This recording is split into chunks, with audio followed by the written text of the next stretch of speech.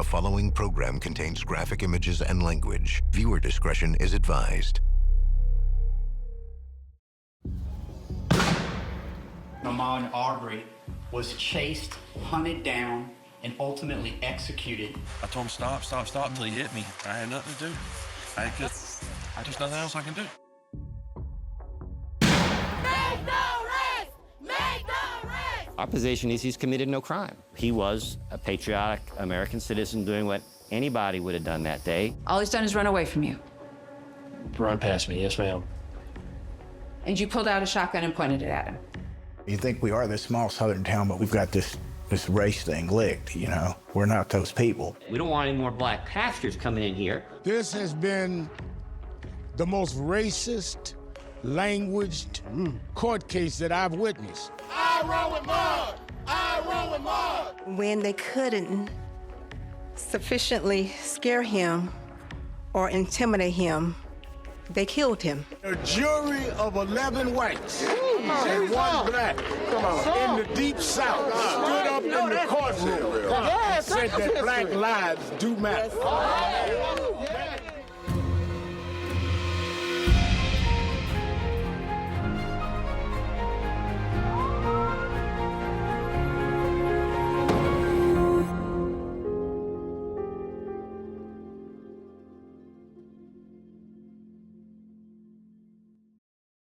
His name was Ahmaud Arbery, and his murder was called by some a modern-day lynching.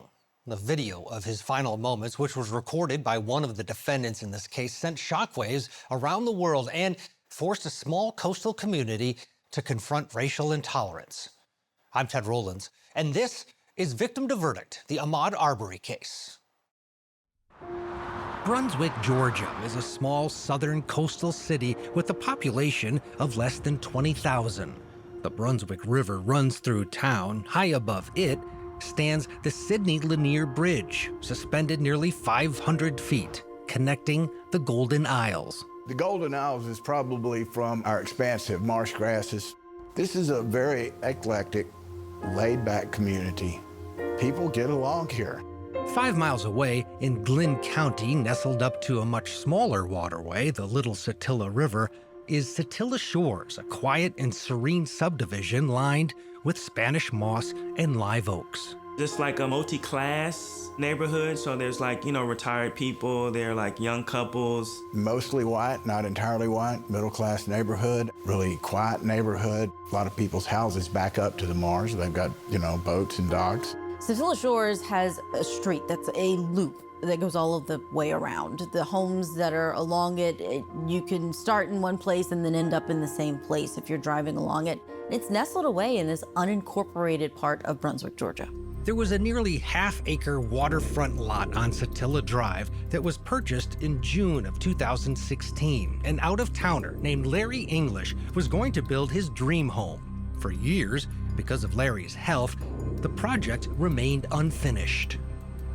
Because his lot wasn't protected, Larry decided to install cameras. My cameras would notify me I would be 2 hours away, and my cameras would notify me and let me know somebody was on the property. This is a monitoring system. It's on his phone. It goes off if someone moves around in his home. So it's not continuously giving a feed of what's going on, but if there's movement in this house that's unfinished and open, he gets that alert.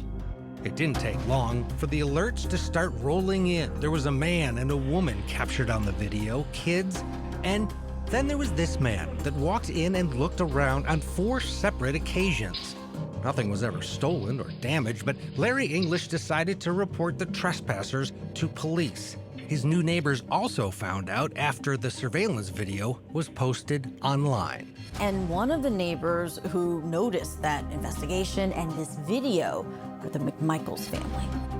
The McMichaels lived in this home a few up from the English property on the same side of Satilla Drive. Gregory McMichael, a 64-year-old retired sheriff's investigator, lived with his wife, Allison. Their son, 34-year-old Travis, a mechanic, also lived at the home. He, too, had some law enforcement experience with his time in the Coast Guard. The McMichaels and other neighbors were not only aware of the trespassers at the home under construction, but Travis had also recently reported that one of his guns was stolen out of his pickup truck. Gregory McMichael left Travis McMichael's truck unlocked after he went out there and somehow left the truck unlocked, and somebody broke in and went into the truck, according to the report, and stole Travis McMichael's handgun. By February of 2020, between talk of the McMichaels' stolen gun and the trespassers at the home under construction, concern was starting to grow in Satilla Shores. There was a post, neighborhood, Satilla Shores neighborhood post, and also on our neighbor's talk. On February 23rd, sometime just after noon, about 2 miles away from Satilla Shores, in a neighborhood across the highway, 25-year-old Ahmaud Arbery, who was living in this home with his mother, would leave his house on foot. His mother, Wanda Cooper Jones, had just left a few days earlier on a work trip. And I went to his room and told him I was leaving for a couple of days and I would be back.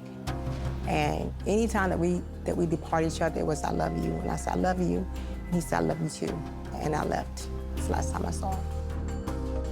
Prosecutors say when Ahmaud Arbery left his home on that Sunday, he was going for a run, something that those who knew him say was a major part of his life. Unless it was pouring rain down outside, Ahmaud was going to be running. It was a kind of freedom for him. He did it frequently, and he encouraged his friends to do it. He would run in like basketball sneakers or khaki shorts or, polo shirts sometime. Arbery would end up in Satilla Shores. That's him on home security video walking into frame. He stops at the home under construction owned by Larry English. As he goes inside, the cameras in the house are recording. Ahmaud Marquez Arbery was born on May 8, 1994, the youngest of three. His family called him Quez. Ahmaud was the baby of 3 children. Ahmaud was very compassionate.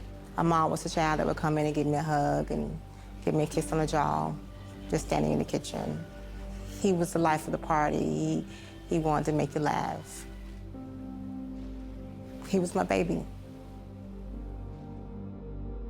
Arbery attended Brunswick High School, where he made a name for himself playing football. You saw him give everything on the field whenever he was out there playing. Ahmaud was always the one that, hey, we can do it. It doesn't matter how tough it is. Justin Coleman, who went on to play in the NFL, was one of Ahmaud Arbery's teammates. He was like a comedian, and everything he said to me was like, made me crack and laugh. He always found a way to make somebody laugh.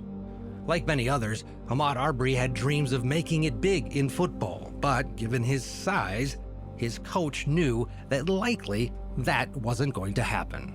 After graduating high school in 2012, Arbery put his dreams of becoming a football star aside and moved 3 hours from home to attend South Georgia Technical College. He went off to college for about a year and a half. He wanted to come home and go to work. So I allowed him to come home, and my mom made some bad choices. And I think that's when all the challenges came. This time period is a difficult time for Ahmaud Arbery, according to his family. He is trying to find himself, doesn't have a lot of direction. And in 2013, he is having run-ins with police. He was caught on school property with a handgun. Then about 5 years after that, he was caught shoplifting. According to the family, by late 2019, Ahmaud Arbery was working at McDonald's, but was talking about going back to school. He wanted to be an electrician. I have 3 brothers that are electricians, and he would often go during the summers and work with them as well. Coming up. 911, what's the address of your emergency? I'm out here at Satilla Shores. There's a black male running down the street. Ahmaud Arbery chased down. We see him come around the corner. He's going down here. We pull up beside him. Hey, stop, we want to talk to you. And he just keeps on running. When victim to verdict, the killing of Ahmaud Arbery returns. The following program contains graphic images and language. Viewer discretion is advised.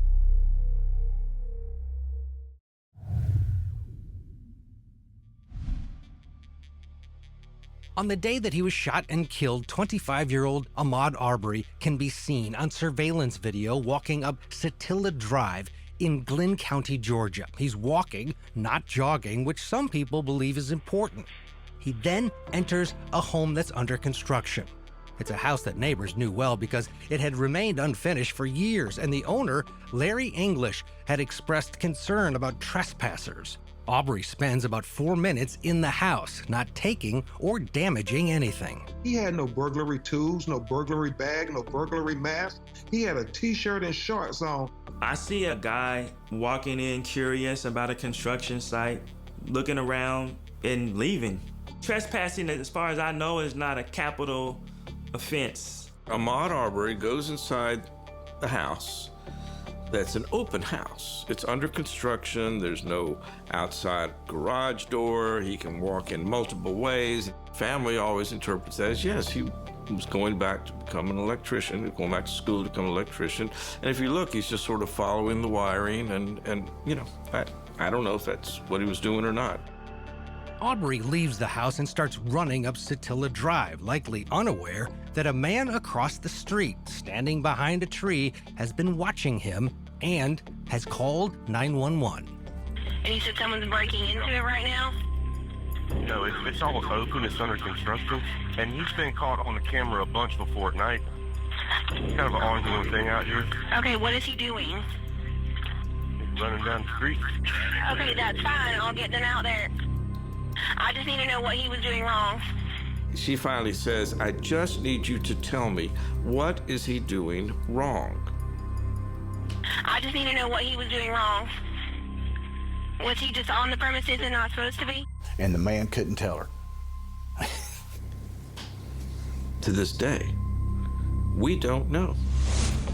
Arbery runs up Satilla Drive. It's hard to see, but the surveillance video shows him pass the McMichael's house. Then, a few moments later, a white pickup truck is seen pulling out of the McMichael's driveway. Gregory McMichael, retired investigator with the Brunswick Judicial Circuit District Attorney's Office, is out front working on his boat, and he sees Ahmaud run past. In his words from the police report we get later, he runs into his house, tells his son to get his gun. Gregory McMichael arms himself with a Smith & Wesson 686 .357 Magnum revolver. Travis McMichael arms himself with a Remington 870 pump 12-gauge shotgun. They profiled him based on race. When you get a shotgun, that's what they use to put an elephant down when they escape from a zoo. He comes hauling ass down the street. I run in the house. I said, Travis, the same guy that broke in the house down there. I said, come on, let's go. So we pull up beside him. Hey, stop, we want to talk to you. And he just keeps on running. The father and son are now in full pursuit. That is when William Roddie Bryan sees the pursuit and decides to join in. He's out working on his porch or something, and he screams out to them, y'all need help. They sort of nod, I don't know what they tell him. He jumps in his truck, and he joins the pursuit. And then comes this other white guy who has no idea why they're chasing him. But he just joins right in. You know, I'm going to join in with the white guys. I'm not going to go try to help the black guy. He doesn't even know what's going on. He was pretty involved in the chase, according to the GBI investigation. He runs him toward a ditch at one point, and he gets around him. At another point, the truck actually makes contact with Ahmaud, and Ahmaud starts running back into the neighborhood. He's running. He's trying to get out of the neighborhood. You know, unfortunately, he doesn't know it. He doesn't realize that if he turns right, he's just going to end up going in circles. If he turns left, he's out of the neighborhood and he's free. Ahmaud Arbery is running back down Holmes Road, away from Roddie Bryan and towards the McMichaels. He's been running from the men for almost 4 minutes. It's now that Greg McMichaels decides to call 911. Hello? 911, what's the address of your emergency? I'm out here at Satilla Shores. There's a black male running down the street. Where at Satilla Shores? I don't know what street we're on. Roddie Bryan has his cell phone out and is recording as Arbery runs towards the McMichaels. Travis is outside the driver's side door with his shotgun, Greg is in the back of the truck, still talking to the 911 operator. Stop, what's that? Stop! Travis! Sir, hello, sir. Sir, where you at? Hello? Slowing down the video, we see Ahmaud Arbery approach the McMichaels truck and decide to veer to the right to the passenger side, avoiding Travis, who's standing outside the driver's door with his shotgun. As Arbery comes around the front of the truck, he seems to lunge at Travis McMichael and his shotgun as the first shot is fired. Greg McMichael is standing in the back of the pickup. He drops his phone and grabs his gun.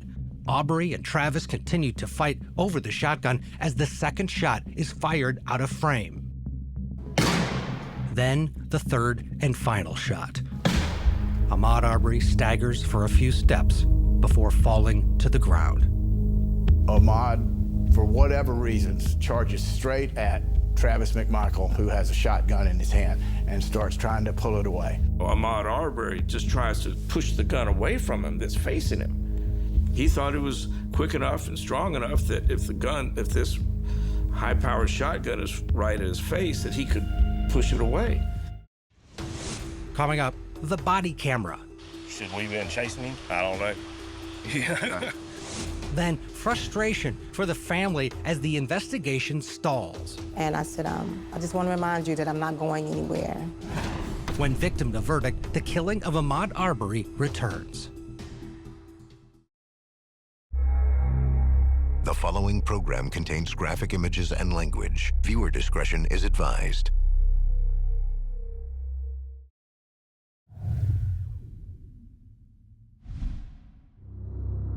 It's just after 1:15 on February 23rd, 2020. Just 10 minutes ago, Ahmaud Arbery was inside the home under construction. Now, he's laying on his stomach dying in the street. The first Glenn County police officer arrives on scene almost immediately. I rolled right up on him, man. I heard the gunshot. Arbery is moving his leg and clearly takes a breath, but nobody is administering first aid.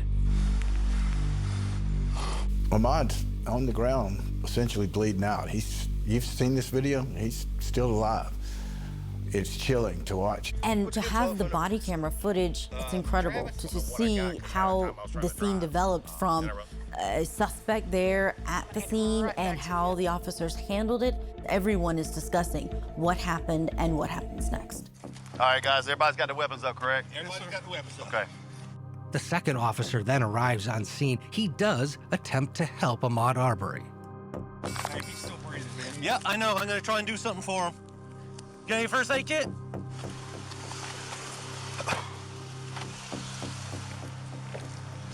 I ain't got no first aid kit for none of that. I'm just gonna keep my hand on it. There's nothing I can do for this gentleman. It's like a shotgun slug to the center chest. He was on his stomach when I got here. I rolled him over. He stopped breathing a couple of minutes ago. Right here. Do you want to put something on him or what? It was obvious to me. I told my dispatch 10-7, but he took his last gasp a couple minutes ago. According to the medical examiner, Ahmaud Arbery died of 2 gunshot wounds to the chest. The damage so severe he was pronounced dead at the scene. His body was eventually covered. The responding officers with body cameras still recording turn their attention now to the McMichaels and Roddie Bryan, who start telling their stories. Travis McMichael decides to bring up his stolen gun, which went missing nearly 2 months earlier. We've had break-ins and my gun's stolen. Okay. And we caught him the other day and Dad was outside, so I'm running.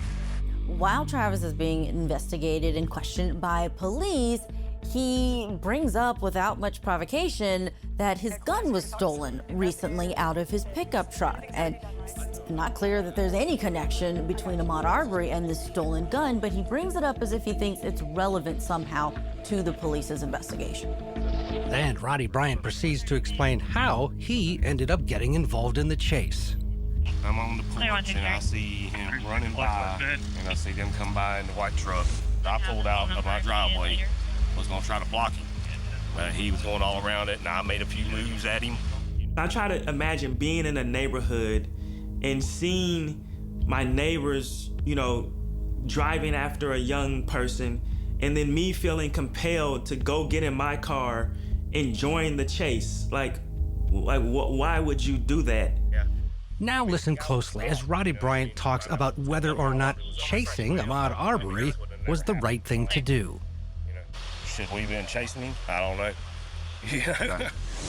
Travis McMichael, with Ahmaud Arbery's blood still on his hands and arms, explains what he says happened. So we run out to stop him, to talk to him. He took off. Stop. He come out of the truck running at us. I told him stop, stop, stop. While police are questioning Travis, you get this sense that there's a comfort level there. Typically, if you have a scene where two men are armed, another man is driving around and had been with the men who were armed, and another victim is bleeding on the ground to death, that there would be a bit more of urgency and perhaps even concern by the police about what may happen next. But it seems that they are very understanding of the McMichael situation, even some consoling of Travis McMichael having been the shooter. If he would have stopped, this would have happened. That's fine. That's fine. Like I said, just take a breath. I can only imagine. You're okay, sir. Like I said, I can only imagine. I hope I never have to understand what you feel right now. She says at one point, I can only imagine what you've been through. What about the dead man on the road? And when is somebody going to ask, why is there a dead man in the middle of your street, dying of gunshot wounds, unarmed? Now, listen to Gregory McMichael. Make sure that the responding officers know that he is a former Glynn County DA investigator. I was chief investigator with the DA's office for 23 years, so I know what you got to do. I know everything. What's his name? Leska. Officer, that's Sergeant Leska. I do know Greg McMichael, who reminds the police officer, hey man, I used to work with your police force, this, that, and the other, and a bunch of people. From that point on, it certainly does look like it's completely a gamed system. At some point, Gregory McMichael actually calls the acting district attorney in the county, his former boss, Jackie Johnson. Jackie, this is Greg. Can you call me as soon as you possibly can? My son and I have been involved in a shooting, and I need some advice right away. If you could please call me as soon as you possibly can. Thank you. Bye. McMichael also wants to make sure that they don't put handcuffs on his son Travis when taking him in for questioning. I know y'all will take him down. Yeah, he's going to have the interview. Yeah. Y'all don't put him in cuffs, are you? No. Why would he be in cuffs? If those were black people, they would have probably shot them, but if not, definitely mashed their face into the concrete, handcuffed them, then asked them some questions in a room where they were threatening with, 100 years. Make a choice. We are going to take your clothes, but we're going to let you go home and get it changed. That's why I was trying to make sure how close it was. Absolutely.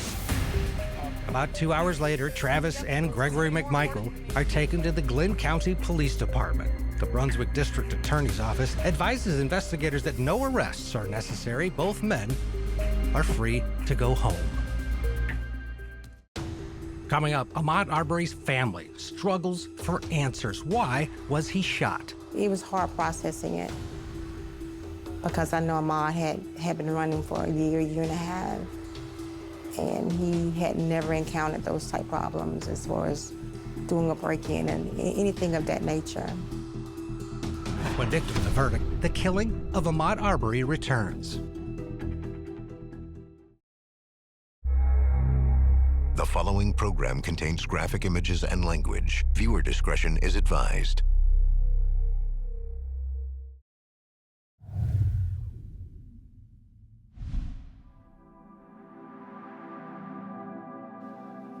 We laid Ahmaud to rest that Saturday.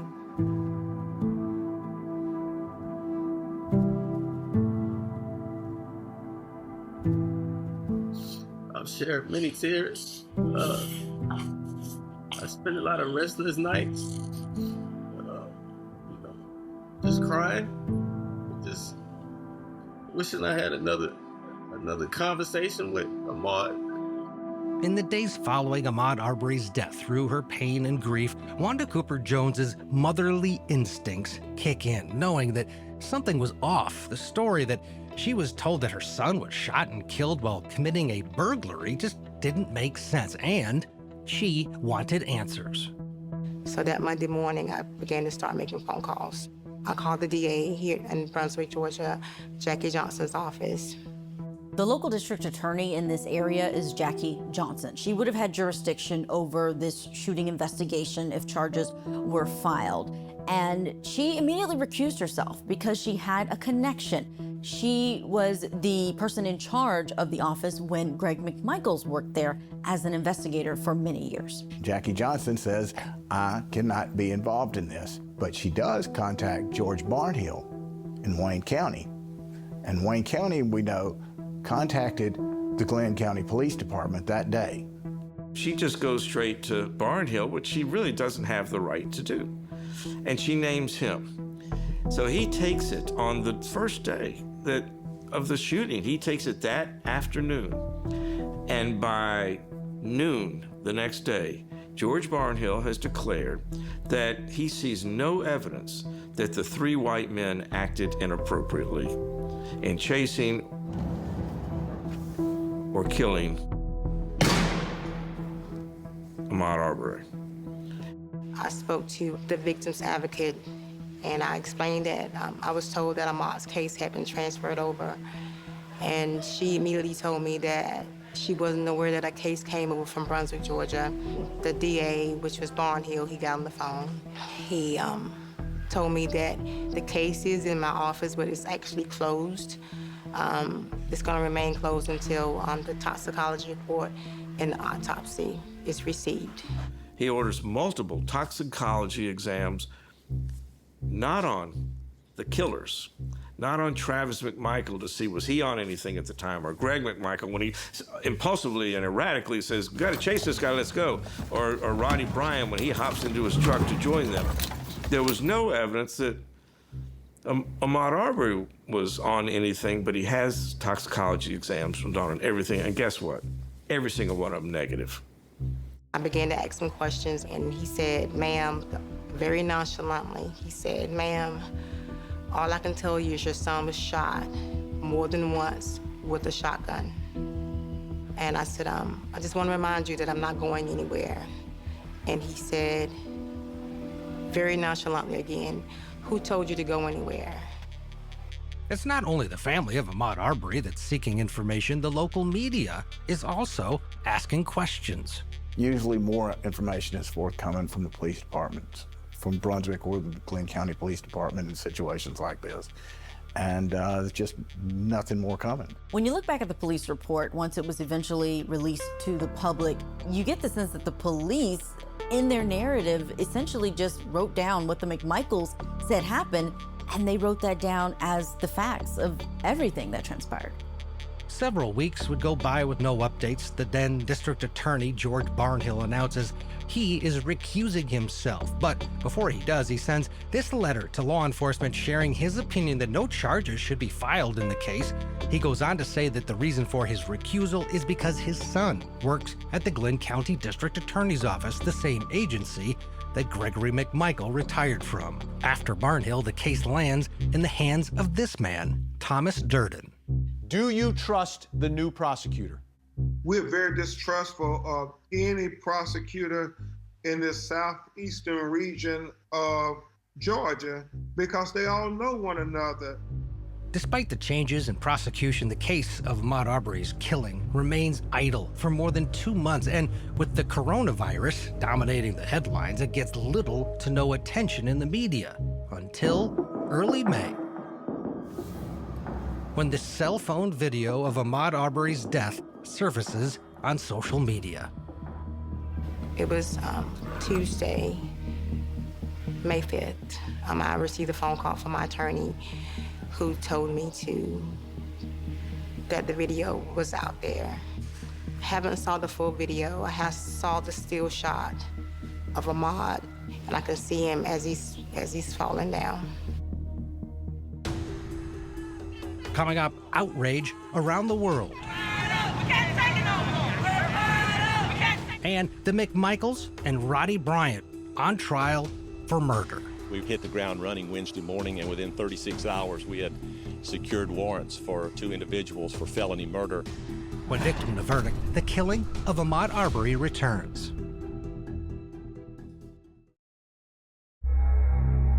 The following program contains graphic images and language. Viewer discretion is advised.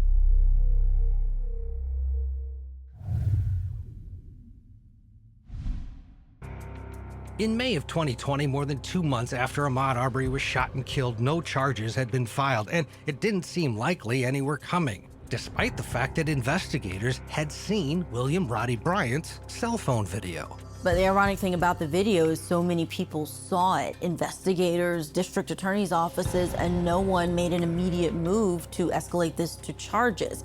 2 district attorneys decided not to charge this. They saw the video, and they were fine with it. Ultimately, it was leaked to the public. And it was only leaked to the public that actually changed everything. The video is going viral tonight. Everyone is talking about it. My man was just jogging. He was just jogging. How can you start a fight when you're going out for a jog, right? Once that video got released to the public, everything changed. It was instant in the way that people reacted and felt that something very wrong happened here. The most dangerous thing in America is the imagination of white people when it comes to people that look like me. After the video's release, the case was given to the Georgia Bureau of Investigation, and a new prosecutor, the 4th one, took over. We will be on it every day until the end. And we ask that as we continue to move forward in this prosecution, that you give us that trust. Within weeks, all 3 men who chased Ahmaud Arbery, Greg and Travis McMichael, and William Roddie Bryan were charged with murder. They went on trial together the following year at the Glynn County Courthouse in Brunswick, Georgia. We fired up and we ready to go. We fired up and won't take it no more. Now peace. At the time this went to trial, there was so much attention on what would happen there in Brunswick, Georgia. There were advocacy groups who bussed people in from different places so that they could be present to witness what happened. They wanted to make sure that there was accountability for how this trial unfolded. A high-profile trial changes everything. It's sort of like an athlete on steroids. It's stronger, it's bigger, it's faster, it's more difficult. Everything about it changes. But in this case, all 3 of these defendants did everything they did based on assumptions. Not on facts, not on evidence, on assumptions. And they made decisions in their driveways based on those assumptions that took a young man's life. On the first day of trial, there was a sense of anticipation. It was intensity inside of that courtroom. The gallery was packed. Wanda Cooper-Jones had intentionally avoided seeing the video that had become viral, was everywhere on social media. Anytime she'd seen even the beginning frame of it, she would look away. But on that first day of trial, she saw the video for the first time. You could hear her reaction to it. She was audibly crying and then had to leave. The 3 defendants each had their own attorneys who each had a different narrative. For Travis McMichael, the shooter, it was self-defense. It's tragic that Ahmaud Arbery lost his life. But at that point, Travis McMichael is acting in self-defense. While race was part of the dialogue outside of the courthouse, it wasn't allowed inside the courtroom, even though investigators found evidence of racism connected to both Travis McMichael and Roddie Bryan. Someone sends him a video or a picture, he makes the comment, that would only be better if they'd have blown that inwards, or they'd blown that inwards hell. I had to sit through the pretrial hearing where we heard these awful things. We also saw text messages from Travis McMichael saying he enjoyed being away from people on his boat because there were no, quote, N-words on it.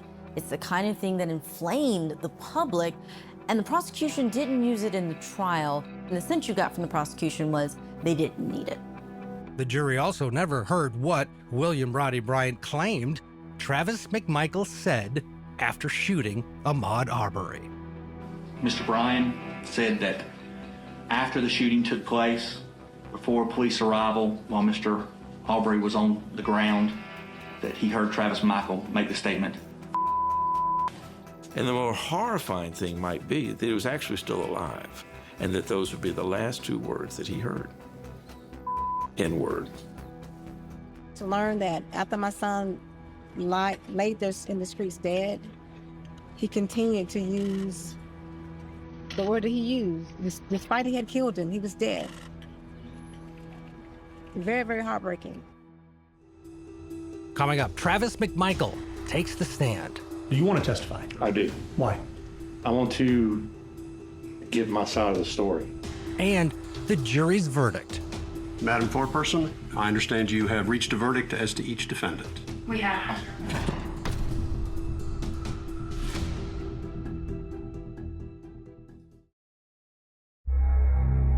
The following program contains graphic images and language. Viewer discretion is advised.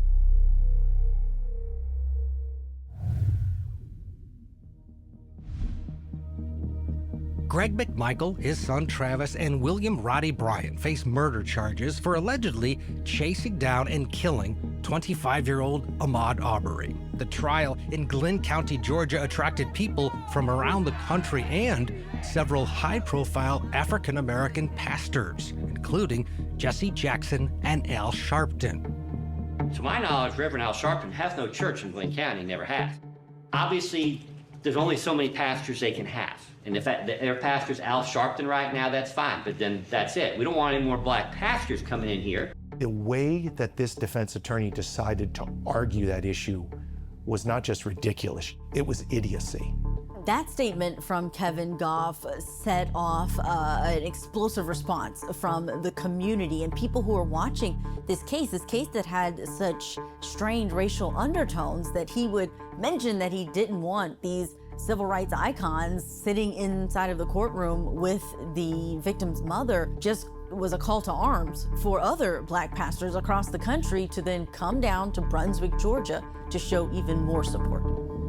After 23 witnesses over 8 days of testimony, the prosecution rested its case. It was time for the defense, and it was then that Travis McMichael told the world that he wanted to take the stand. Do you want to testify? I do. Why? I want to give my side of the story. I want to explain what happened and to be able to say what happened from the way I see it. Okay, well, let's do that. I get to the front of the truck, and by the time I get to the front of the truck, he is at the front corner panel on the right-hand side, and he turns and is on me, and he grabs the shotgun, and I believe I was struck on that first instance that we made contact. What were you thinking at that moment? I was thinking of my son. It sounds weird, but that was the first thing that hit me. What did you do? I shot. Why? He had my gun. He struck me. It was obvious that he was. It was obvious that he was attacking me. That if he would have got the shotgun from me, then it was this is a life or death situation, and I'm going to have to stop him from doing this. So I shot. Did he stop when you shot? He did not. And at this point right here, hasn't said anything to you. No, he has not said anything yet. No, ma'am. Hasn't verbally threatened you. Verbally, no.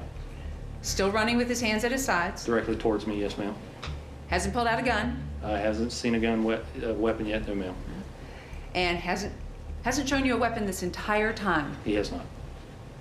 Hasn't said a word the entire time. Not one time. All he's done is run away from you. Run past me, yes, ma'am.